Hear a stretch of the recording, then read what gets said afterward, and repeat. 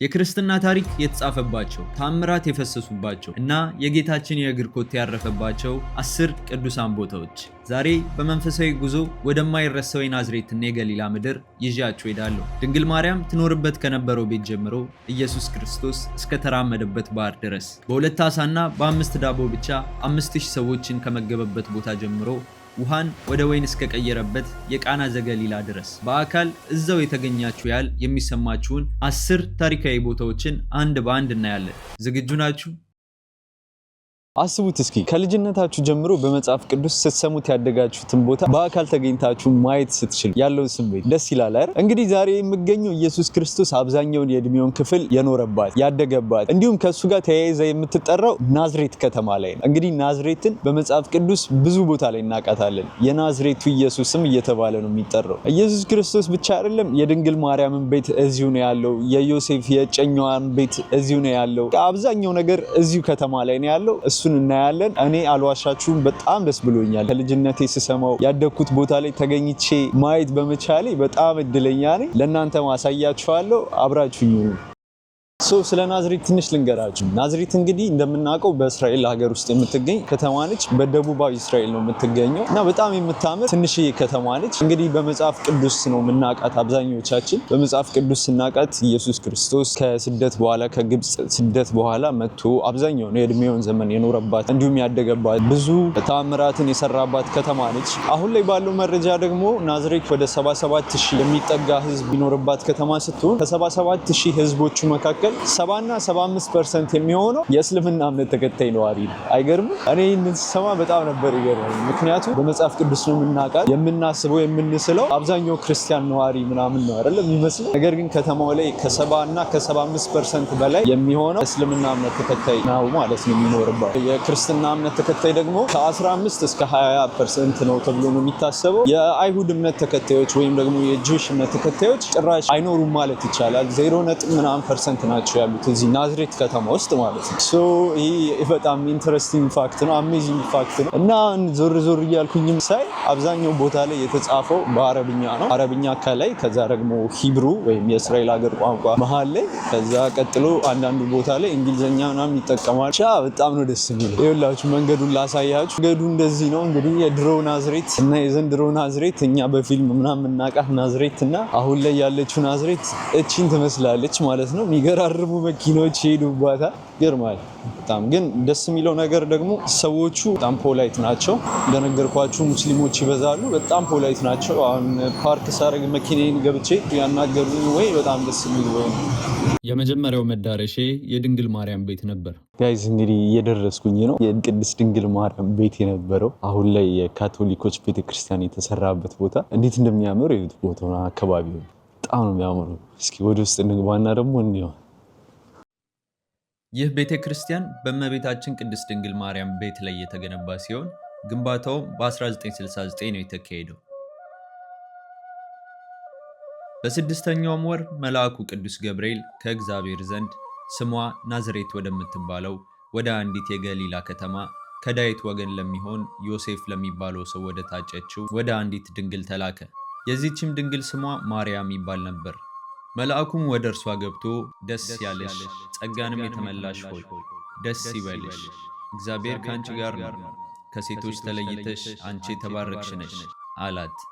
እርሷን ባየችው ጊዜ በአነጋገሩ የተነሳ ደነገጠችና ይህ እንዴት ያለ ሰላምታ ነው ብላ አሰበች።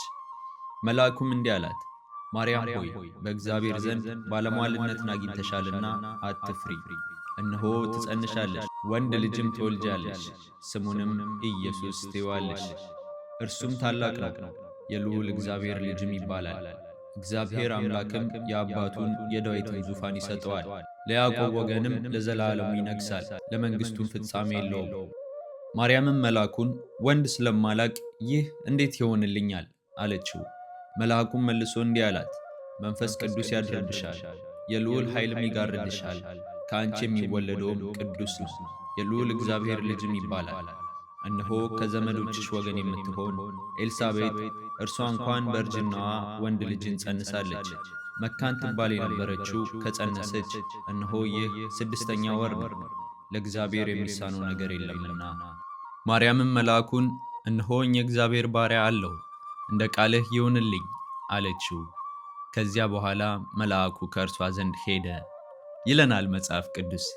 እንዲህ ብሎ መልአክ ያበሰራት የጌታችን እናት ድንግል ማርያም እዚህ ነበር ቤቷ። ይህ የምታዩት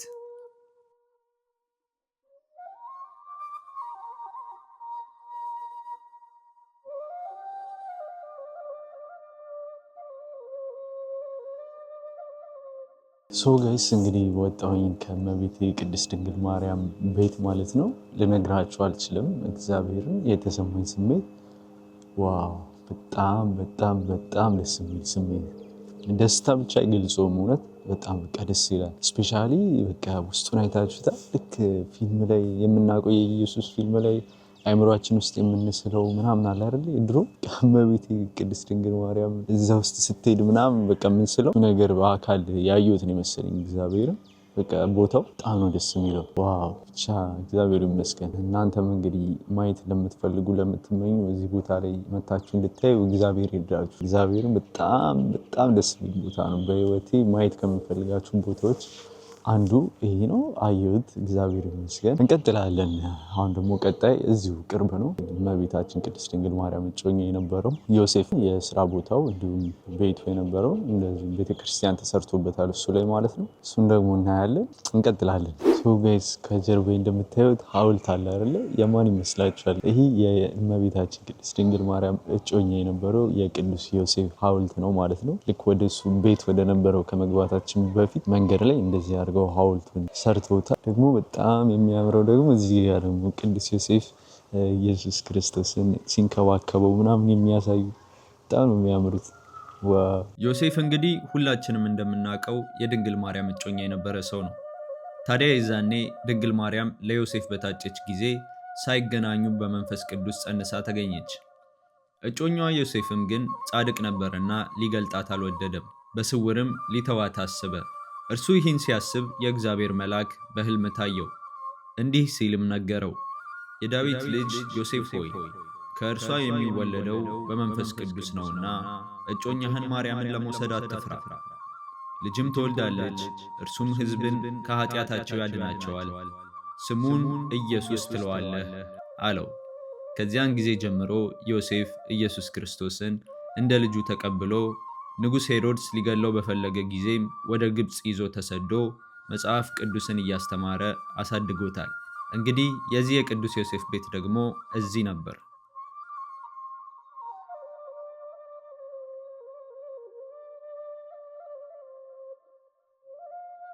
ጋይስ አሁን እዚህ ቤተ ክርስቲያን ውስጥ የነበረንን ቆይታ ጨርሰናል። እዚህ የድንግል ማርያም ቤት የነበረውን እና በካቶሊኮች እምነት ደግሞ መልአኩ ቅዱስ ገብርኤል ያበሰራት የእሷ ቤት ውስጥ ነው ብለው ነው የሚያምኑት። እሱን አየን። የቅዱስ ዮሴፍን ቤት የነበረውን ደግሞ አየን። አሁን ቤተ ክርስቲያን የተሰራበትን። በቀጣይነት ደግሞ ጉዟችንን የምናደርገው በግሪክ ኦርቶዶክስ እና እንዲሁም በኢትዮጵያ ኦርቶዶክስ ቤተ ክርስቲያን የቅድስት ድንግል ማርያም ብስራት የተካሄደው መልአኩ ቅዱስ ገብርኤል ያበሰራት ውሃ ስትቀዳ ነው ተብሎ ነው የሚታመነው እና እዚህ ከተማ ላይ ሜሪስ ዌል ወይም ደግሞ የድንግል ማርያም ምንጭ ተብላ የምትታወቃለች። እዛ ቦታ ላይ ቅዱስ ገብርኤል ያበሰራት ተብሎ የሚታመነው ማለት ነው። ወደዛ እንሄዳለን። በጥንት ጊዜ የናዝሬት የውሃ ምንጭ ነበረ ያ ቦታ። እዛ ቦታ ላይ ሂደን እኔም ለመጀመሪያ ጊዜ ነው ማየው፣ ምን እንደሚመስል አብረን እናያለን ማለት ነው። ሌትስ ጎ። እዚህ ጋር ማፕ እያየሁ ነው እየሄድኩ ያለሁት። እንደሚያሳየኝ ከሆነ 10 ደቂቃ ወክ ነው። 10 ደቂቃ ወክ አድርጌ እሄዳለሁ ማለት ነው። መንገድ ላይ የማየው ነገር ካለ ያስገረመኝ ነገር ምናምን አሳያችኋለሁ። አንድ ያስገረመኝ ነገር ደግሞ የረሳሁት ውስጥ ላይ ታችሁታል አይደለም? ያሳያችሁን በአረብኛ ነው የተጻፈው የጸሎት ወረቀቱ ላይ ማለት ነው። አረብኛ ጽሑፍ ነው ያለውና እዚህ አካባቢ ላይ በጣም ብዙ አረብ ክርስቲያኖችም አሉ ማለት ነው። ክርስቲያን ሆነው አረቦች አሉ ማለት ነው፣ አረብኛ ተናጋሪዎች። ዳገት ነው መንገድ ያደክማል። ዋው ወረው ምንድነው እንደዚህ የምትይኝ እንጂ አትኮሳተሪብኝ። ይሄ እስኪ መንገዱ የሆነ ጥብብ ያለ ምናምን ደስ አይልም? አሁን እኮ እንደዚህ የምራመድበት ቦታ ላይ የዛን ኢየሱስ ክርስቶስ የተመላለሰበት መንገድ ሊሆን ይችላል። አክቹሊ ረጅም እድሜውን ወደ 20 ምናምን ዓመት የኖረው እዚህ ነው። አብዛኛውን ቦታ ረግጦታል ማለት ይቻላል የናዝሬት። እንግዲህ ወክ ያደርግን እየሄድን ያለ ነው። ኢማጂን እግዚአብሔርን በጣም የሚደንቅ እኮ ነው። በኢየሱስ ክርስቶስ ምን አለ ቆይ በልጅነታችሁ ስትሰሙት ያደጋችሁትን የሃይማኖታዊ ቦታዎችን መጽሐፍ ቅዱሳዊ ቦታዎችን በአካል ተገኝታችሁ ማየት ስትችሉ እግዚአብሔር ይመስገን። እኔ በቃ ከሁሉም ነገር በላይ ይሄ ነው። የትም ሀገር ከምትሄዱት በላይ የሚያስደስተው ነገር ይሄ። አሁን በተለይ ለሙስሊሞች መካን ማየት እጅግ በጣም ነው አይደለም የሚያስደስተው። ለክርስቲያኖች ደግሞ እዚህ ቦታ ላይ ስንመጣ በጣም ነው ደስ የሚለን። እንደዚህ አይነት ቦታዎች አሁን ኢየሩሳሌም በቃ እንደዚህ መጽሐፍ ቅዱስ ላይ የተጠቀሱ ቦታዎች። ዛሬ እግዚአብሔር ይርዳኝ ብዙ ቦታዎችን ለማየት እሞክራለሁ በዚህ ቪዲዮ። አክቹሊ ሆቴል የሚከፈተው 12 ሰዓት ማለትም በኢትዮጵያ ከቀኑ 6 ሰዓት አካባቢ ነው። ግን አልገባም፣ አምሽቼ ነው የምገባው ሆቴል። አምሽቼ ቀራርጬ ምናምን እዛ በኋላ ነው ወደ ሆቴል የምሄደው። ምን አባቱ ድመት በየቦታው አለ። ዘ ኦልድ ኢስላሚክ ሴሚተሪ እስላሞች መቃብር ሆቴል ያያችሁት ነው። ሆቴሉ ምን እንደሚመስል ናት። ሆቴሏ ትንሽ ሆቴል ሳይሆን ገስት ሃውስ ምናምን ነው የሚባለው። ይህ ምን አይነት ቦታ ላይ እንደደረስኩኝ ሲያምር በእግዚአብሔር ያያችሁ። ዋው እንዴት ነው የሚያምረው! ፈታ ምንድን ነው የሆነ ሬስቶራንት ነገር። ጋይስ ደርሻለሁ ማለት ነው። ይህ ከጀርባዬ የምታዩት የድንግል ማርያም ውሃ ትቀዳበት የነበረበት የውሃ ምንጭ የነበረበት ቦታ ነው ማለት ነው። አሁን ላይ እንደዚህ አድርገው እንደ ምልክት እንደዚህ 3 የውሃ መውጫዎች አሉት። እንደዚህ አድርገው ሰርተውታል ማለት ነው። አክቹሊ በፊት ምንጭ ብቻ ነው የነበረው። እዚህ ቦታ ላይ እመቤቴ ቅድስት ድንግል ማርያም የመጣች ውሃ ትቀዳ ነበረ። ኢማጂን ጋይስ እዚህ ቦታ ላይ ነበረ የናዝሬት የውሃ ምንጭ ማለት ነው። የከተማዋ የውሃ ምንጭ እዚህ ቦታ ነበር። እመቤቴ ቅድስት ድንግል ማርያም እንደ ማንኛውም ተራ ሰው እየመጣች እዚህ ውሃ ትቀዳ ነበረ ማለት ነው። በእኛ በኢትዮጵያውያን ኦርቶዶክስ ቤተክርስቲያን እና በግሪክ ኦርቶዶክስ ቤተክርስቲያን ቅዱስ ገብርኤል ድንግል ማርያምን ያበሰራት ተብሎ የሚታሰበው እዚህ ቦታ ላይ ነው ማለት እና ይህ ራሱ በጣም የተቀደሰ ቦታ ነው። ነገር ግን አካባቢውን ስታዩ ያው ተቀይሯል። ጭራሽ ከእንደዚህ አይነት ጋር የሚገናኝ ነገርም አይመስልም። እያያችሁት ነው። ከተማ ነው፣ መኪና ጭንቅንቅ ምናምን። ከዛ እንደዚህ ዞር ስትሉ አለ በቃ ይሄ ቦታ እንደመታሰቢያ እንደዚህ ተሰርቷል። በጣም ነው ደስ የሚለው። በጀርባ በኩል እስኪ ሄደን እንየው።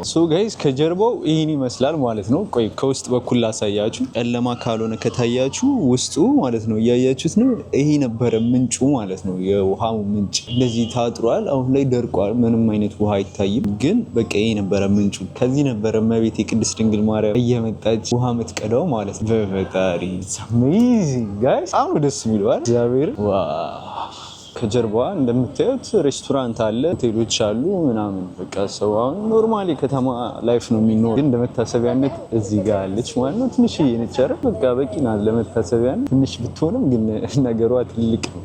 ጋይስ አሁን የሚገኘው ደግሞ ጌታችን መድኃኒታችን ኢየሱስ ክርስቶስ በናዝሬት ከተማ በሚያስተምርበት ጊዜ ለህዝቡ መሲህ ነኝ ብሎ ሲነግራቸው ህዝቡ እንዴት አንተ መሲህ ልትሆን ትችላለህ? የዮሴፍ ልጅ አይደለህ ወይ? እኛ እያየን አይደለም ወይ ያደግን? እንደዚህ አይነት መዘባበት ምን የሚባል ነው በማለት እሱን ሳያምኑት ቀርተው ተማክረው እንጣለው ከገደል ላይም እንገፍትረው ብለው ተማክረው ጌታችን መድኃኒታችን ኢየሱስ ክርስቶስን ከገደል ላይ ሊገፈትሩት ይዘውት የወጡበት ተራራ ላይ ነው የሚገኘው። እንደምታዩት ከተማዋ ከጀርባ ትታያለች። ቅድም የነበርኩባት ማለት ናት። እና እዚህ ተራራ ላይ ኢየሱስ ክርስቶስን ሊገፈትሩት ሞከሩ። ነገር ግን እሱም በመካከላቸው አልፎ ሄደ።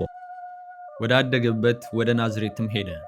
በሰንበት ቀንም እንዳስለመደ ወደ ምኩራብ ገብቶ ሊያነብ ተነሳ።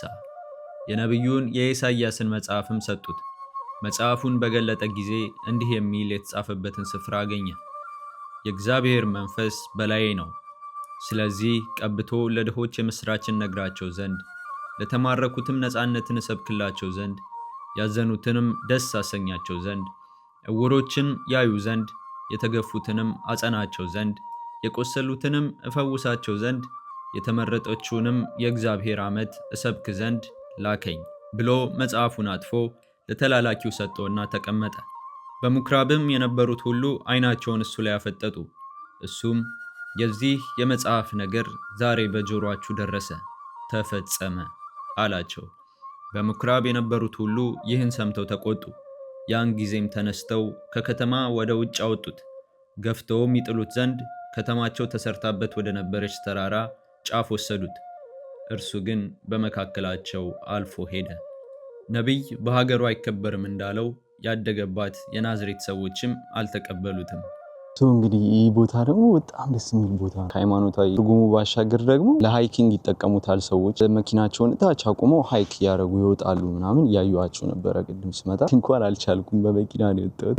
ግን ስትመጡ ያለው እርካታ ልነግራችሁ አልችልም እንዴት ደስ እንደሚል። በዛኛው በኩል ደግሞ ላሳያችሁ። በዛኛው በኩል ተፈጥሯዊ ቦታ ነው ደግሞ ያለው። በዚህ ጋር ከተማ ታያላችሁ። የትዝች መሀል ላይ ኢየሱስ ክርስቶስ ሊጥሉት እንደነበረ መታሰቢያ ለዚህ ዛፍ ተተክሏል። በሶስት ማዕዘን ተጽፏል ይገፈትሩት እንደነበረና አልፏቸው እንደሄደም በዚህ ጋር በአረብኛ አለ፣ እዛ ጋር መሃል በሂብሩ አለ እስራኤል ቋንቋ፣ እዚህ ጋር ደግሞ በእንግሊዘኛ አለ ማለት ነው። በጣም ነው ደስ የሚለው። ይፍት ይተው በኢየሱስ ያያችሁት ነው። እንዴት አባቱ ነው የሚያምረው። ንፋሱ ልነግራችሁ አልችልም እንዴት ደስ እንደሚል። ቀስቀስ ነው የሚያደርጋችሁ ከእይታው ጋር ምናምን ሲያምር።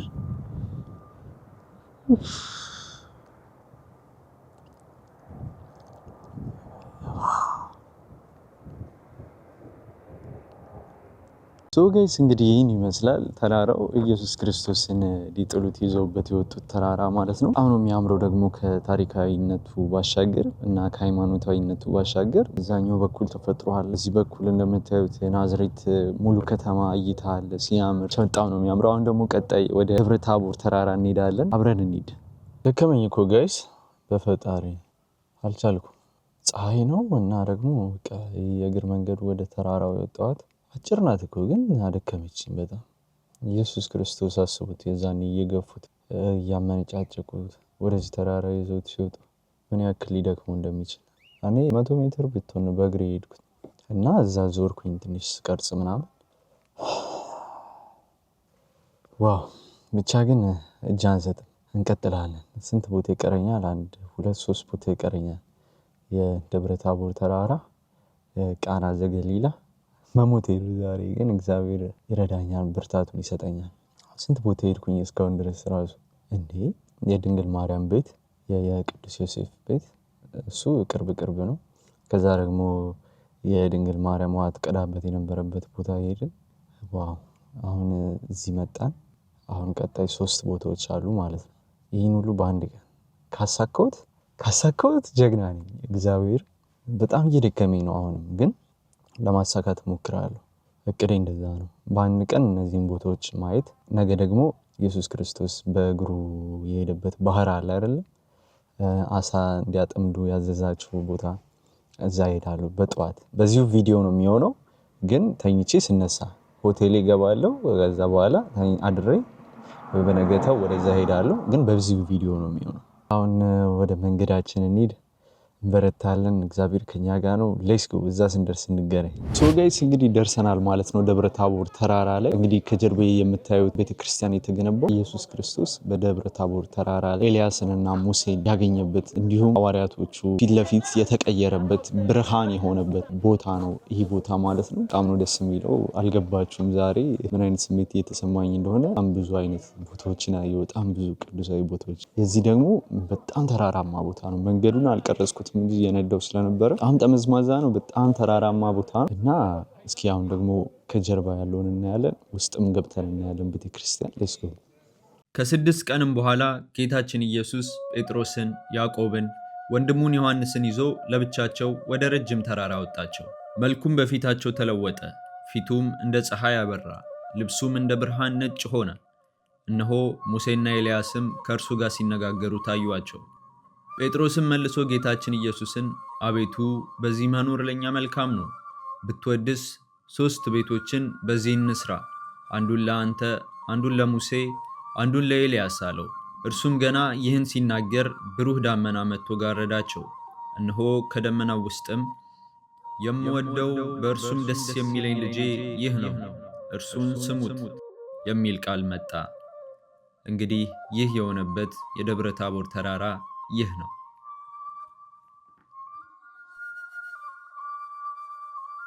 ጋይስ እንግዲህ እዚህ ነው ማለት ነው ደብረ ታቦር ተአምርን የገለጸበት ኢየሱስ ክርስቶስ። በጣም ነው ደስ የሚለው። እኔ በጣም ነው ደስ ያለኝ እግዚአብሔር። እናንተም ደስ ብላችኋል ብዬ ተስፋ አደርጋለሁ።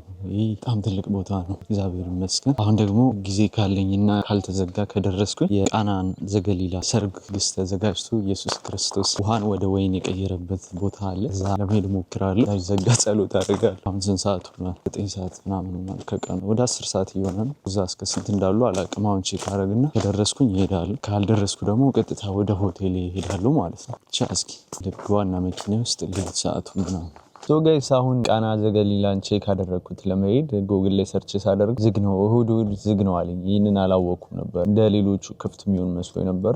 ነገ እንሄዳለን፣ ችግር የለውም። አሁን ቀጥታ ወደ ሆቴል እንሄዳለን። ጽፈውልኝ ነበረ ክፍል ተዘጋጅቷል ምናምን ብለውኛል። ወደ ከተማ ወደ ናዝሬት እንመለሳለን ማለት ነው። እዛ ገብተን ክፍሌን አሳያቸዋለሁ። ጥሩ እንቅልፍ ተኛለሁ። ነገ በጠዋት ተነስተን ወደ ገሊላ ባህር እንሄዳለን። ከዛ ደግሞ ወደ ቃና ዘገሊላ እንሄዳለን ማለት ነው። ሌትስ ጎ። እዛ ስደርስ እንገናኝ። ክፍሌ አብረን እናየዋለን ማለት ነው። ጋይስ እንግዲህ ወደ ሆቴል እየደረስኩ ነው ማለት ነው። እየገባሁ ሊቀበለኝ ወጥቷል። ባለቤቱ ይሁን ማን አይደል ነው ሊቀበለኝ ወጥቶ ነው እየመራኝ ነው ማለት ነው። ናዝሬት ኦልድ ሲቲ የሚባለው ነው። መንገዱን እያያችሁት ነው አይደል? ኦልድ ሲቲ የሚባለው የድሮ ከተማ ውስጥ ነው ያስኩት ሆቴሉ። እስኪ ጠጋ ብለን ገብተን ነው ሆቴሉ ምን እንደሚመስል። ይህ ይመስላል መግቢያችን። አይ ቲንክ ያምራል አይደል? ለየት ያለ ቫይብ አለው። በቃ የድሮ ከተማ ውስጥ እንደመሆኑ you will have code in case it been closed. Okay. 8899. Okay, 8899. ኮዲን አይታችኋል ደግሞ ነው አሏችሁ በላይ። Did you been in Akko? Where? Akko. Where is this? Next to Haifa. No. Oh. The concept here, Daher, this man, Okay. he built the wall of Akko. He was the king of the Galil from Beirut until Gaza. Really? Yeah. Wow. And we have books even in English here. Yeah. Wow. King of Galil. በጣም ደስ የሚል ነገር ነው። የታችሁታ ይህ ሰውዬ ንጉስ ነበረ። ከጋሊላ ከተማ ጀምሮ ዙሪያውን እንዳለ ንጉስ ነበር። Okay. This is your room. This one is mine. Yeah, yeah. Okay. You have the key in the door from inside. Guys, ትመስላለች ክፍሌ። ምን ትላላችሁ? And now I show you the rooftop upstairs and exterior. Yeah.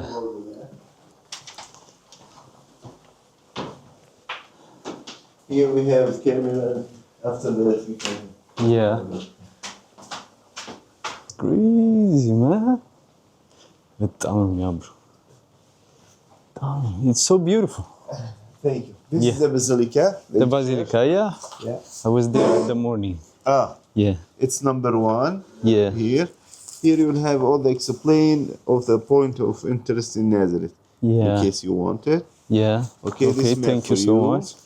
Thank you so much. And this is from us. We give all the guests. It's from Nazareth. Wow. Thank you so much. You're welcome. Thank you, man. So, guys. ቆይ መብራቱን ላብረው።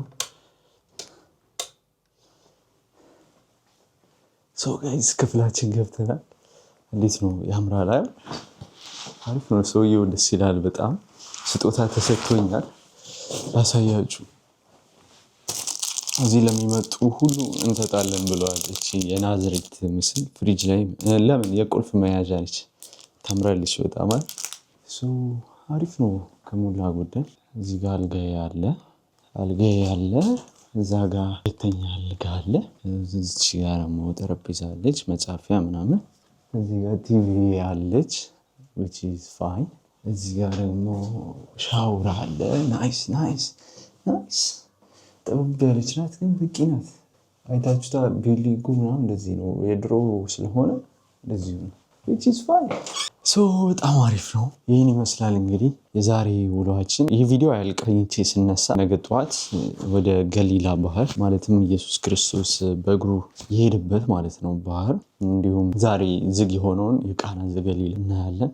በተጨማሪ ደግሞ ኢየሱስ ክርስቶስ 2 ዓሣና 5 ዳቦን አብዝቶ ወደ 5000 የሚቆጠሩ ህዝቦችን ያበላበት ቦታ ደግሞ እዛው አካባቢ ነው። እሱንም አብረን እናያለን ማለት ነው በዚሁ ቪዲዮ ነው። እኔ ገላይን ታጥቤ ራቴን በልቼ ለጥ ልበል። እናንተ የሚመቻችሁ ባላችሁበት ተኝቼ እስክነሳ ድረስ የትም እንዳትሄዱ። ባይ ደህና ደሩ። 8 hours later. እንዴት አደራችሁ ጋይስ? አላችሁ? አለን። እንግዲህ እኔም ተኝቼ ተነስቻለሁ። በጣም አሪፍ እንቅልፍ ተኝቻለሁ። ትንሽ አረፈድኩኝ፣ እንደውም በጣም ስለደከመኝ እነሳለሁ ብዬ ያሰብኩት 12 ሰዓት ላይ ነበር። አሁን 1 ሰዓት ሆኗል። ፀሐዩ ምናምን ግን ደስ ይላል፣ አየሩ ደስ ይላል። ላስመያች ፀሐይ አለ ምናምን ደስ የሚል ቀን ነው። አክቹዋሊ ክረምት ነው አሁን እስራኤል ውስጥ ማለት ነው። ናዝሬት አካባቢ ደግሞ ደቡባዊ ቦታዋ ደግሞ በጣም ክረምት ነው። ሰሞኑን ብርድ ነበረ፣ ዝናብ ነበረ ምናምን ሲነግሩኝ፣ አሁን ላይ ግን እቺን 2 ቀን ትላንትናና ዛሬ እንደዚህ ፀሐይ ነው።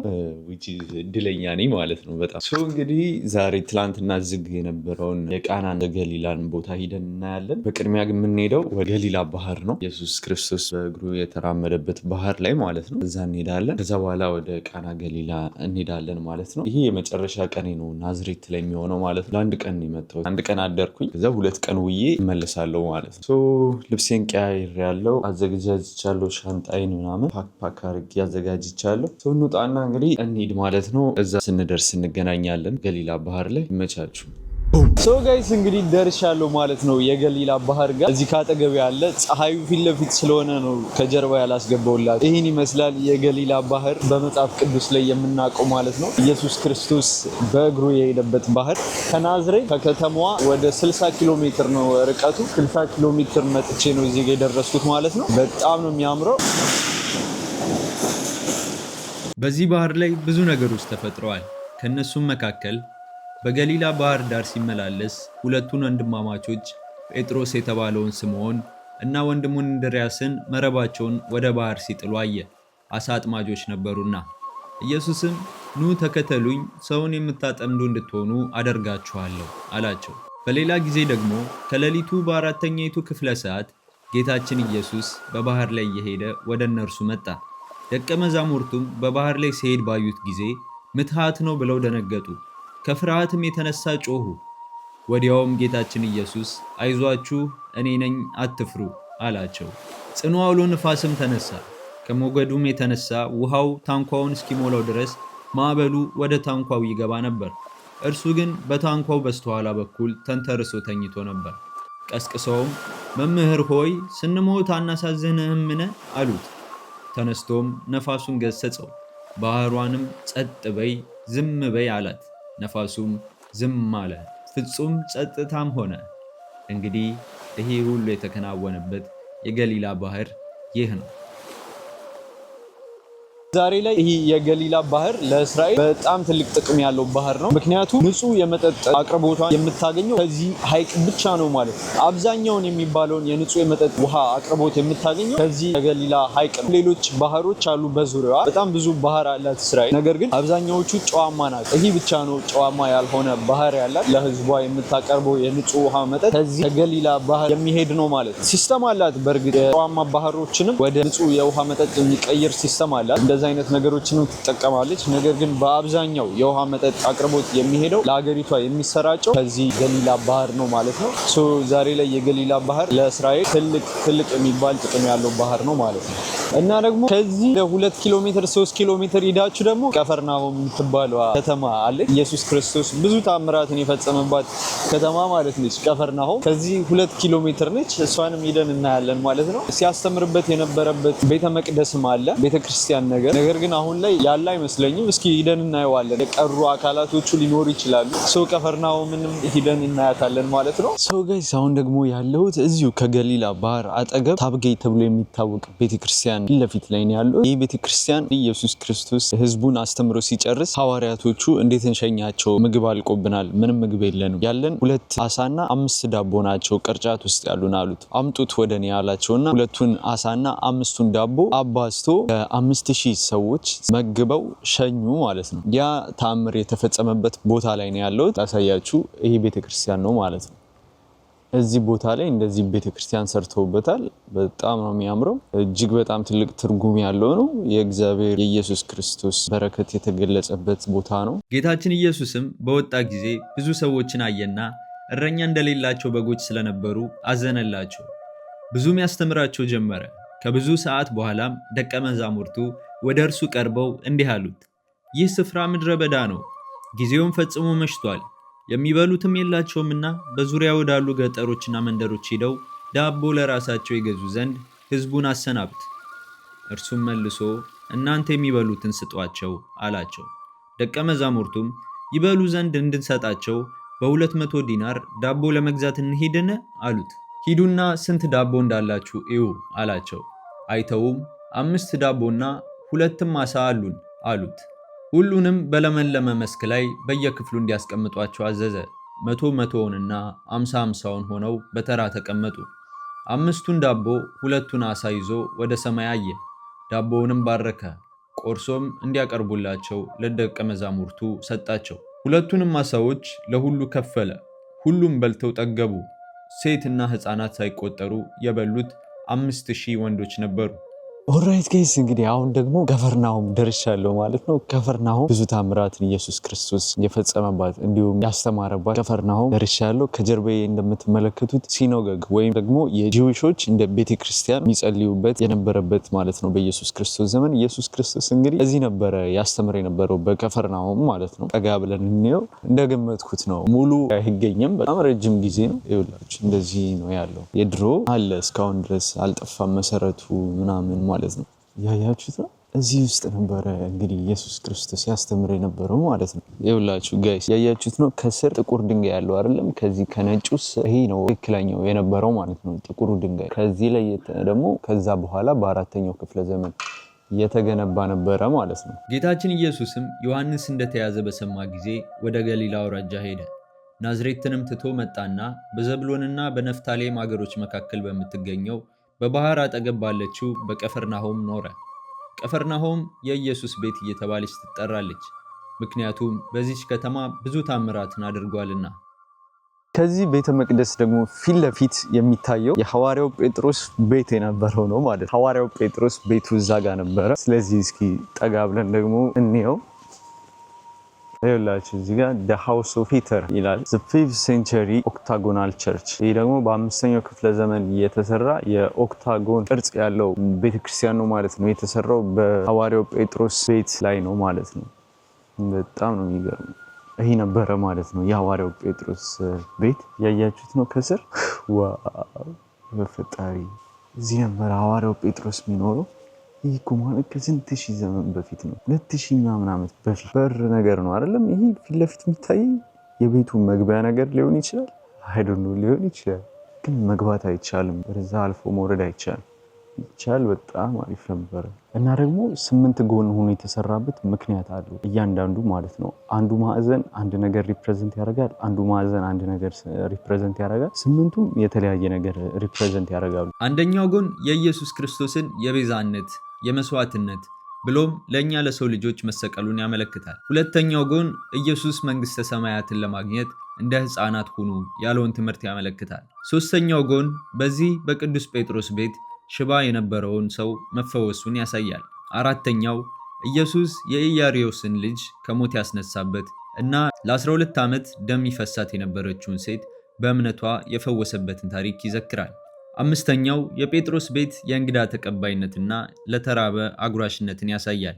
ስድስተኛው ኢየሱስ ለጴጥሮስ የቤተ ክርስቲያንን አደራ የሰጠበትንና ምዕመናንን በመንፈሳዊ ምግብ እንዲንከባከብ የታዘዘበትን ትርጉም ይይዛል። ሰባተኛው ኢየሱስ በጴጥሮስ ቤት ተገኝቶ የጴጥሮስን አማት ከንዳድ በሽታ የፈወሰበትን ተአምር ያሳያል። ስምንተኛውና የመጨረሻው ጎን ኢየሱስ ቀራጩን ማትያስን ተከተለኝ ብሎ የጠራበትንና ከኃጢአተኞች ጋር ማዕድ የቀመሰበትን ታሪክ ይወክላል።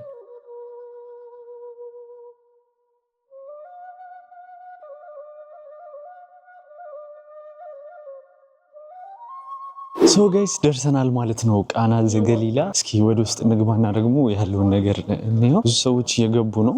የኛው ናቸው and the mother of Jesus was there። በሶስተኛውም ቀን በቃና ገሊላ ሰርግ ነበረ፣ እንዲሁም የኢየሱስ ክርስቶስ እናት እዚህ ነበረች ይላል። ኢየሱስ ክርስቶስም ደቀ መዛሙርቱ ጋር ወደ ሰርጉ ተጠርቶ ነበረ፣ ተጋብዞ ነበረ እያለ እንግዲህ ይሄ ታሪኩን ነው ማለት ነው እንደዚህ ግድግዳ ላይ የሚነግረን። ሶ ጋይስ ቤተክርስቲያኑ ይሄ ነው ማለት ነው፣ ሰርጉ የተካሄደበት ቦታ ማለት ነው። ኢየሱስ ክርስቶስ እና ደቀ መዛሙርቱ እንዲሁም እመቤታችን ቅድስት ድንግል ማርያም ተጋብዛበት የነበረ ሰርግ የተካሄደበት በቃና ገሊላ።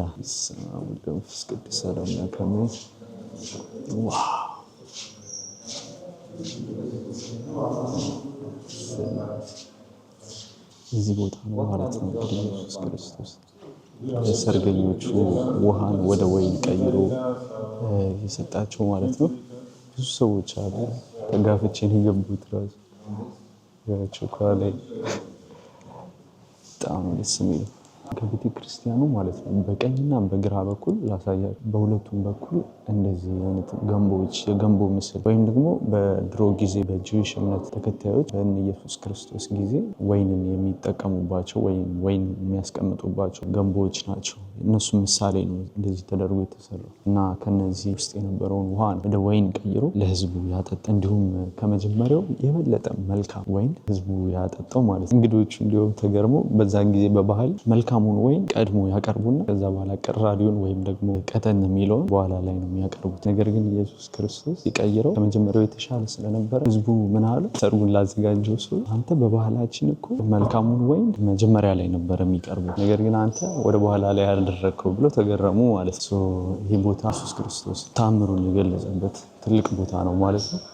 እንደምታዩት በጣም ብዙ ሰዎች ናቸው ያሉት። በጣም ብዙ ሰዎች ይወጣሉ፣ ግማሹ ይወጣል፣ ግማሾቹ ይተካሉ። በጣም ደስ የሚል ቦታ ነው። እግዚአብሔር ይመስገን።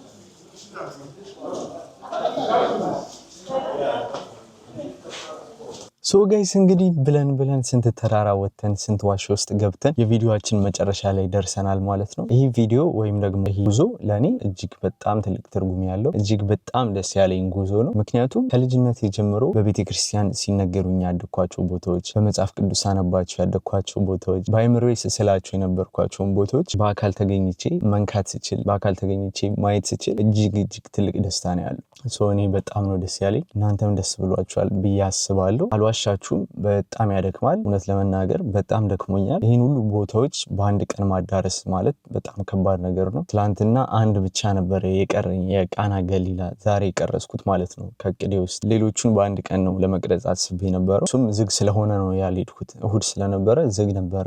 ዛሬ ነው ክፍት የሚሆነው። ሌላው እንደ እቅዴ ነበረ የጨረስኩት። በአንድ ቀን ውስጥ ብዙ ቦታዎች ማየት ችያለሁ። በጣም አድካሚ ነበረ።